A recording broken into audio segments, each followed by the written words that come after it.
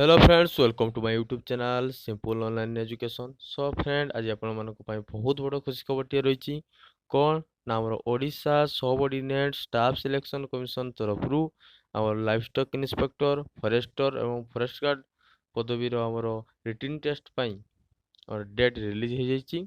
तो चलतु ये वीडियो आपण मानक कंप्लीट इन्फॉर्मेशन देवी। तो एठारे आपण देखि पारुथिबे ए नोटिस टी आमर 23 तारीख और आसी जाइए। तो आमर से कौन कही ना तो written test in CBRI mode will be held from 24th April 2024 to 7th May 2024 all over the state. Date, venue, timing, center details will be in the admission letter to be uploaded online before 15 days of the written test.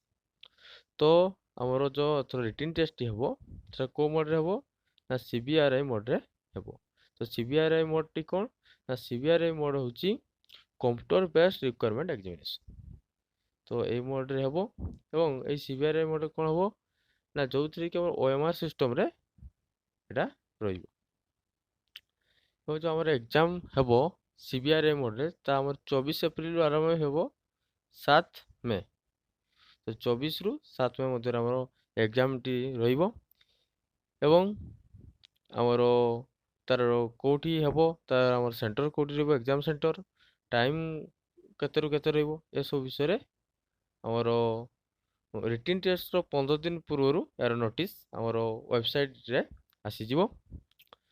तापर आमर कोन कहिछि ना the candidate are advised to download the admission letter by logging in the web portal www.osccc.gov.in with their user ID and password।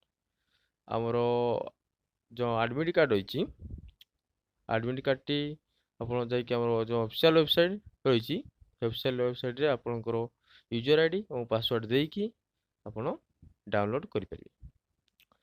तो तो आमर वर्तमान exam date भी रिलीज हो गलानी। तो वर्तमान आमर काम है कि आमको प्रतिदिन पढ़ापी पड़ो कहीं प्रतिदिन दिन आमर जना पड़ोनी अति शीघ्र आमर 24 एप्रिल पहुँच। तेणु प्रतिदिन आम जदि निर्दिष्ट भाव निर्दिष्ट समय सूची अनुसार जब आम पढ़ा निश्चित भाव आम जो रही सिलेबस कवर कर और निश्चित भाव आम रिटन टेस्ट रे निश्चय भाव फॉलो कर। तो मुझे आशा करुच्ची कि वीडियो माध्यम आप कंप्लीट इनफॉरमेशन दे पार्थिबी। यदि वीडियो भल लगी था वीडियो गोटे लाइक करूँ, आम चैनल को सब्सक्राइब करूँ और सांग साथी मान वीडियो को शेयर करूँ। धन्यवाद। जय जगन्नाथ।